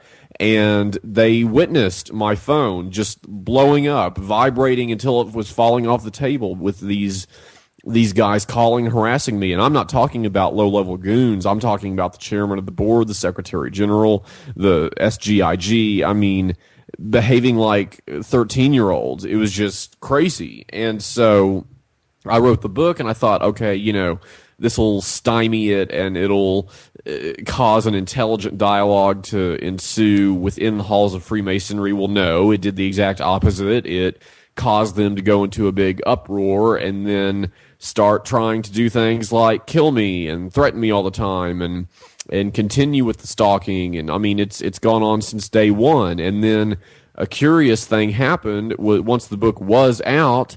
I got a couple of radio spots, and then the whole thing just blew sky high, and it's phenomenal. I don't understand it sometimes. It's just crazy to think how big this has gotten, how many people are interested, and I don't think a lot of people out there quite realize how much therapy and solace that I derive from their support and cheering me on. Because if I didn't have that, then all I would have is the ton of bricks that always did and always continue to come down on me from that environment. And I always say it's like leaving an abusive husband. That's exactly what the process has been like.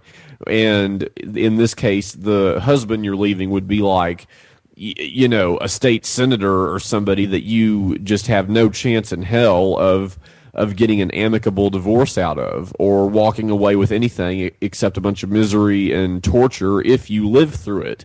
So, you know, my day-to-day struggle, yeah, I'm broke. I struggle for this. I struggle for that. I rub nickels together to come up with enough money to put, you know, a gallon of gas in the freaking car. But, I mean, keeping alive seems to be priority number one. And, I mean, granted, it's been easier out here in the middle of the Sonoran Desert, but I can't sit out here forever. I've got to get back into Los Angeles soon, and with that comes a lot of bonuses and good things, and with that also comes a lot of hardships and heightened threats and challenges and everything else. So it's damned if you do, damned if you don't, and it doesn't matter where I go. I can either run and hide and do nothing, and then it was all pointless and completely in vain, or I can take a stand and do as much as I possibly can, even if it kills me. So that's where I'm at. And see, that's the level of dedication that I don't have, James. I really don't want to have to die for my cause, and honestly, I'm probably not willing to. It's I don't know why, but I feel like I can accomplish a lot more if I'm alive. I could be wrong. Well, I agree with you, and I don't want to die either, but the fact remains that one day I may go out in a car and not come back, because these guys are serious. Like you said earlier, this has never happened before, and when they're dealing with something that's never happened before, they always completely F it up, like to hell and back. I mean, like the assassination of William Morgan, the assassination of Joseph Smith. They carried out these operations in such sloppy, brazen, stupid ways that it just made a complete three-ring circus out of each one of these situations. And history repeats itself. And I mean, I live, there's not a moment that goes by that I'm not looking over my shoulder or mindful of what I'm being served in a restaurant, or it's anything, everything. I've had to really learn, like a sort of an A-list celebrity type grasp of security on, you know, a budget of zero. So it's been extremely difficult, and I'm still around, and I hope to be around a long time, long enough to see the changes I wish for to come around. And that's exactly what the goal with this Magdalene Wright business that I'm involved in and trying to get kick-started and everything. But once again, it's a situation where, I mean, I'm not this one-man marching band. I'm not Can I Jesus make a Christ. point here, James? I'm sorry to interrupt, but you know how I've come to the conclusion, I think we all have, that there really is something to this dark occulted mysticism. It's not just all stories that you tell children. There's actually real stuff going on, and it occurs to me that if there's real bad stuff happening with rituals, then there must be real good spiritual entities and things out there as well at the same time, protecting those of us that are trying to expose the scumbaggery. Maybe, I don't know. Well, Maybe there's always being going to be a need in human civilization for young men to reach out to elder men for mentorship and what have you, and I mean that in a purely platonic and educational type of a way. But again, it's something that these guys are perverting into where they're turning it into sexual things in nature and slavery, pretty much. Do everything I say, be my little errand boy, and don't get paid for it because you're a Mason, you're supposed to do volunteer work. Well, no, that doesn't mean, run around for the Secretary General and run all his errands and live his life for him and call that Masonic charity work. No, that would actually be going and doing volunteer work at a children's hospital or whatever. So, I mean, it's always this reoccurring theme of doublespeak with them, and it just the one thing that surprises me just a tiny bit at this point is that they've not tried to make any kind of a public concession or apology or whatever for all of the things that they let go on their watch and continue to.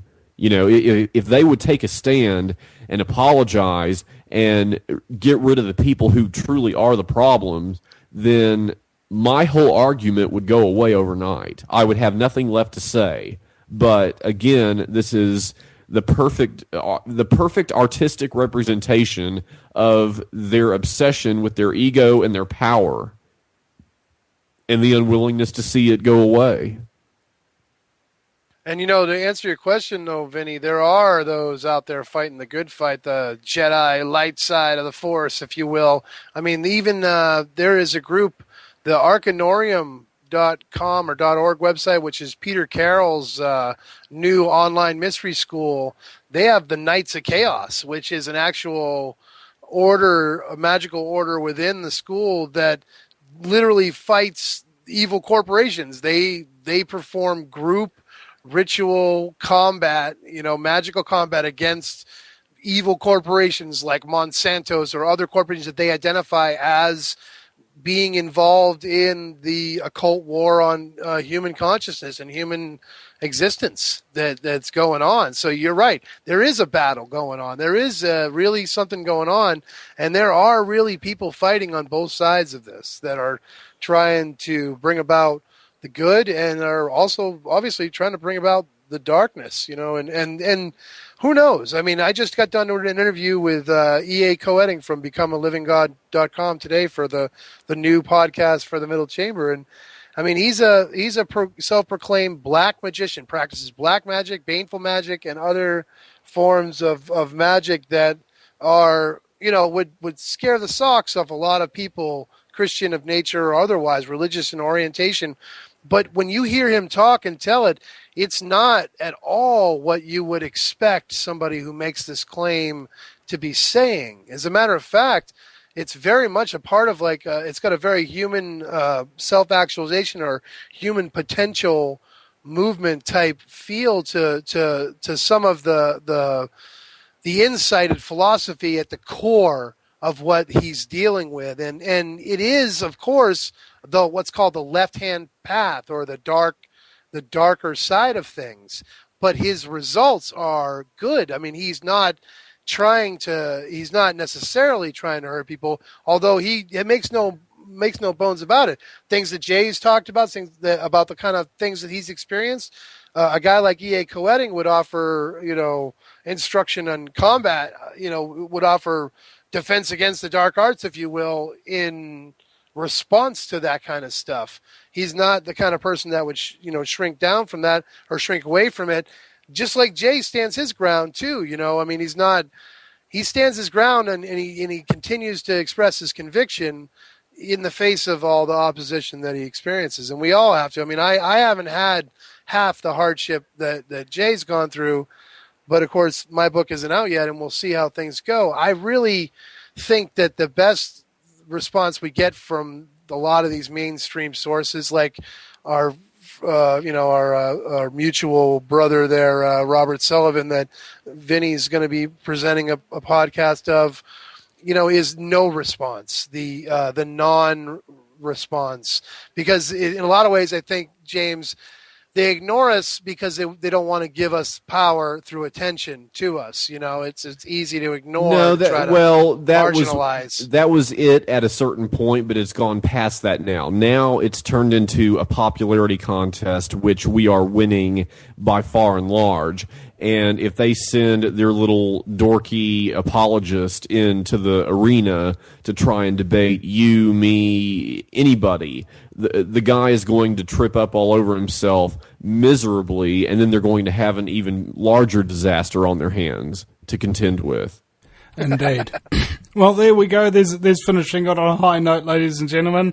You've just heard another episode from James, and another episode of the video.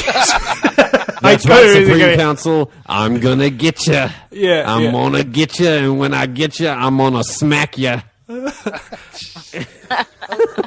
And thanks to Mater X for indulging our the usual rants she has to deal with when we start our wild hallucinations. Yes. Can you imagine all the women listening to this show, sitting back, going, "Oh my god, yeah, right. They ever shut up?" Well, what have I signed on to here? Right? As usual, that's your usual thing. I kind of nailed it in one, didn't I? Well, thank you very much, ladies and gentlemen, for listening. And remember, this is a listener-supported broadcast, so please subscribe today for about $5 a month to make up for all the women that just cancelled. Good night.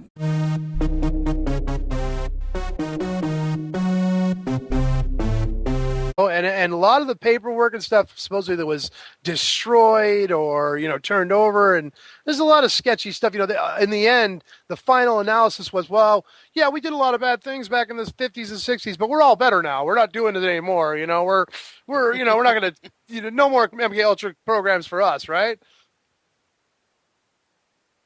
Yeah, right. Yeah. Oh, it's all over with. Oh, that's in the past, man. It's in the past. Yeah, I got two words for you: Naked Survivor or Miley Cyrus. You know what I mean? Like either way, it's the mind control programs are on full effect, and it's all designed to blow our minds. That's What's Naked so Survivor? Is that when they put a whole bunch of hot girls on an island with a bunch of sexual predators and see who survives the longest? That would probably sell, Vinny. That's otherwise known as Jekyll Island. Yeah, that's a seller right there, Vinny. No, Naked Survivor was something that Joe Atwell was talking about with Henrik Palmgren on Red Ice last couple weeks ago. It's one of the new generation of Survivor offshoots where they're given nothing. They have they're wearing just thongs or whatever, and they have nothing on these islands. They have to eat raw food and bugs and Naked Survivor. You know what I mean? It's full on. I mean, it's just full on debauched, full on decadence, full on mind-melting, sugar-coated mind-melting garbage that is designed to do exactly what it does and bring us all down to a nice, healthy, low vibration and narrow bandwidth of probability and possibilities. Of sex, deceit, and scumbaggery, and selfishness, more or less. Yeah. The whole point of the shows is the fact that you've got people preying upon each other, betraying, forming alliances and then betraying each other. And it's all about the final winner, winner at all costs, right? Just fully, that's the exact opposite to me of what the spirit of what we all should be embracing in our world right now is the exact opposite, which they if you look at one competitive reality show after another on TV, it's a series of depictions of people preying upon each other and betraying each other's confidence and trust, and it's just I think designed to. It's an example. I mean, it's kind of like the Simpsons, Family Guy, and all of these other things. How many families that appear on television currently are not dysfunctional? or having to deal with some kind of a zombie apocalypse or something absolutely extraordinary. Normal families who are actually really, really happy and setting a good example for the rest of the people. There's none. Yeah. Oh, The yeah. zombie I can't think of one right now. Which Yeah, one? the zombie apocalypse. She said she couldn't think of one. The zombie apocalypse meme is the other one, because that's the same thing. Now we're taking the preying upon each other to a new level. We're literally consuming each other now, and or having to kill and maim and destroy, by cutting the heads open of the ones who are going to feed on the others. It's just it's that full on kill or be killed, survival of the fittest to the fullest, and that's. It's so transparent. If we're considering another view, if we're looking at reality and looking at humanity from the perspective of like what Freeman calls the friendship agenda, which, may sound corny to some, but the whole idea of the friendship agenda or anything like that is the idea that we launch from a new belief that humanity is inherently good, that people are inherently good, that they are inherently good-natured, and they really inherently, for the most part, most people I've come into contact with, they don't want to hurt other people. They're not trying to take advantage. They're just trying to survive and trying to make it through this world. And nowadays, boy, the hard times across the board, I'll tell you, my heart goes out to all the listeners and all the supporters and all the truthers out there who I have had contact with in these past few months. It is one sad story after another across America. It is unbelievable to me the amount of hardship that I have witnessed and heard reports from with regards to people in our world today. And I'll tell you, Vinny, America is fast heading to a third world status, because it is, I'll tell you, the picture of the poverty in America is a stark and grim reality that is touching everybody's lives. Have you seen the education statistics? Americans on average are much dumber than people in the third world. The people in the third world know how to tie their shoelaces and stuff, man. They know how to find their country on a map. You're merely exposing my ignorance, buddy, because, I believe you. I wouldn't even know. I've never been outside of America. I feel sheltered, and I feel like we've been duped right from the get-go. That's why I was mentioning... Well, it was something like 70% of Americans don't even have a freaking passport, so they can't even travel out of the country even if they wanted to. I don't have a passport. Yeah, I've rest my case. It's like $150 to get a passport, Vinny. You got to go down to the post office with $150 to fill out the application. In New Zealand, it's $500.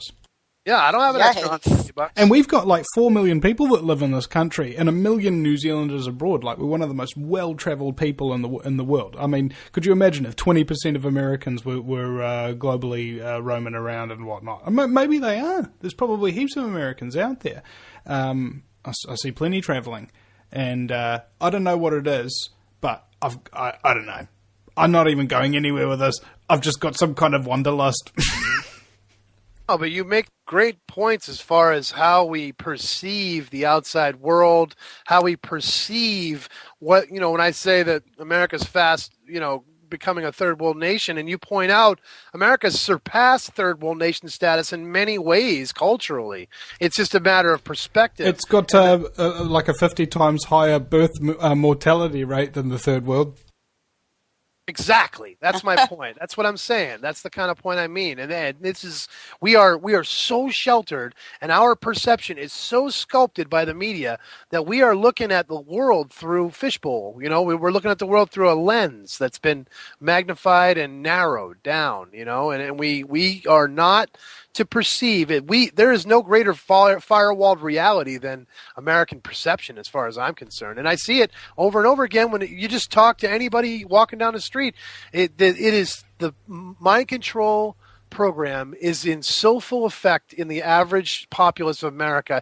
Each person is doing their part to reinforce the system of control within their own mind.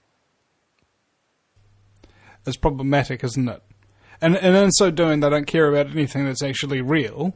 And as a result, everything of substance eventually erodes away over time and allows itself to be replaced by something else. All that people are interested in are pop culture references like entertainment, movies, TV, and sports. That's it. I've been working on the line, working in an Italian restaurant these past couple of months. Control still in place within the system of Freemasonry, not to mention the nepotism, corruption, and just general scumbaggery, as you call it, Vinny, that is going on the local level and on the nationwide level and on the global level.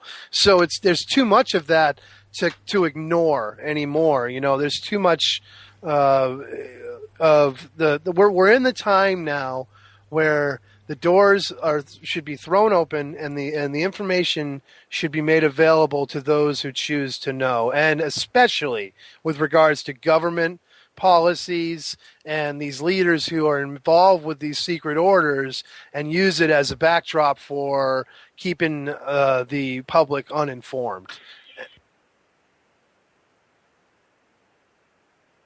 Well, what is it that they fear? What is it that they're keeping secret? And if you're talking about running open the doors, I mean, what would happen if there was a full-scale investigation or something of that nature? Well, that would have to involve a lot of law enforcement personnel who are Masons. So it's going to all come down to where do their loyalties lie. And as I've publicized and harped on many times, the oath of the 32nd degree is starkly different than the oath of the Master Mason's degree, where you're no longer swearing allegiance to your government or whatever. You're swearing allegiance to the Supreme Council of the Scottish Rite and what they call its form of government and nothing else. So if the Scottish Rite was under fire and any lawyer or judge or anybody involved in the prosecution thereof, then they're going to be told, don't you dare. And out of pure fear, they won't. Jay, I didn't mean to interrupt you, but I wanted to get more specific about what you're saying for anybody who's listening. The fact of the matter is that what Jay's talking about is when you are initiated and join the Blue Lodge system, you take oaths and swear allegiance and obligations with the disclaimer is always clearly there that you'd never be asked to do anything that would go against your country or your family obligations or your own honor and dignity. I mean, and yet, but you do take an oath to keep the secrets of Masons and Masonry, murder and treason notwithstanding. This is part of the oath and obligation. When you join the Scottish Rite, on the other hand, and as a matter of fact, when you receive an invitation to join the Scottish Rite as just a general Blue Lodge Mason in the mail, you're already being asked to swear an oath of fealty to the Supreme Council in the application form. And there is no qualification of murder and treason withstanding. There is no qualification of you won't be asked to do anything against your country or your family or anything like that. As a matter of fact, I've got it on eyewitness testimony from high-ranking Freemasons that when they joined the red cap, the middle level between the white or the black capped 32nd degree, there's the red cap. What is it called, Jay? The Knight Court of Honor.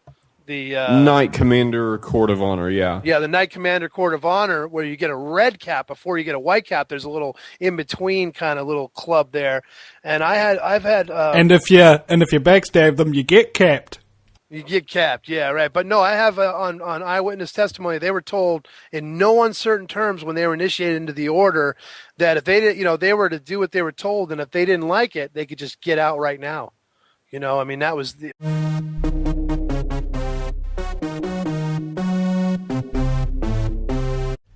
Welcome, ladies and gentlemen, to a Vinny Eastwood Show special. It's the Dark Occulted Mysticism Show. And today we have our Dark Occulted Mystic panel of Frater X, member of like 9 secret societies and rover of musty tomes that haven't been looked on by a motherfracker for like 200 years. And we have James Wright, former potential concubine to the 33rd degree of Freemasonry and knows all of the filthy rituals. I say potential concubine because there was no concubinary.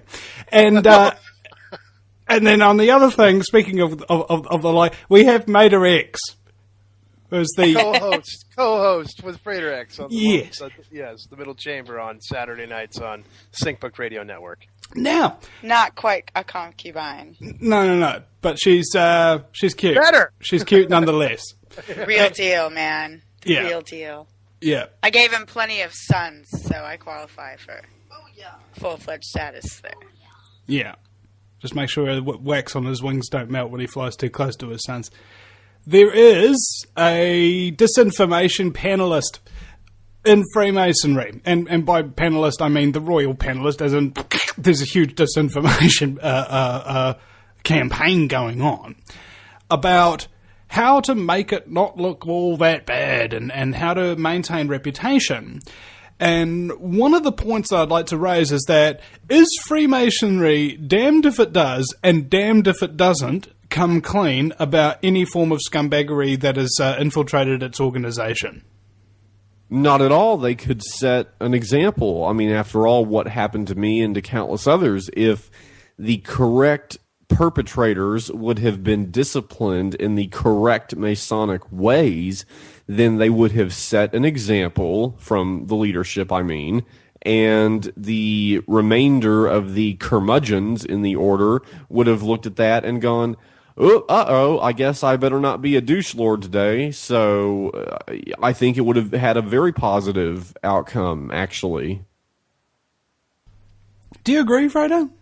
Because there's the other element where maybe they're afraid of a reliving of the dark old days where there was a persecution of Freemasonry because of a few bad apples. Yeah, well, here's the thing. There already is a certain amount of bias and prejudice out there. I mean, you and I, Jay, both have experienced it as Freemasons coming forward and just talking openly about being Freemasons in and of itself is a judgment from others. But I went down the track of, in the beginning, I think, more than lately of really trying to extol the virtues of the order and the system and all that. But, I've got to the point in my experience with it that I really have lost a lot of hope in the system for a multitude of reasons, which we've already discussed, chief among them being the inequality of the sexes within, the fact that they don't recognize women, the fact that there's still Grand Lodges out there that don't recognize black, Prince Hall Masons and other nationalities, and other nationalities as in across the seas. I mean, there's so much closed-mindedness and rigid. It's all about totalitarian hierarchical control, very, very rigid, almost Vatican papal-like structure within the Scottish Rite, for example. But now here's the thing, though. We can't keep it completely isolated on Freemasonry because we're dealing with global power elite here. We're dealing with dark occult mystics across the board. It's not just Freemasons. It's these guys that belong to all these orders and then some that are the ones that will never see a courtroom. They'll never see the inside of a courtroom. They'll never hear charges read against them. They'll never even acknowledge a culpability in anything, plausible deniability across the board for these guys because they're part of the elite that never get touched. They've always been, Teflon coated, nothing sticks to them. And that's just the way it is. And that's the structure in America. You just look through the newspaper ads or newspaper headlines and a lot of the back pages, and Mater X chime in, if you will, of all the cases of the wealthy and the powerful. And Jay, you brought it up yourself several times on your show, Dial M for Mason, that these guys that get away with worse than murder and get slapped on the wrist and get, nothing happens to them because of their connections between their families and these, different levels of cabals and concentric circles of memberships that go across generations and they cross all borders and nationalities. This is a special little club. I mean, right or wrong, guys. Oh, right. Oh, totally. Sure. And that's why the guys at the top, how do you prosecute them? You'd have to have a complete breakdown of the political structure of that region.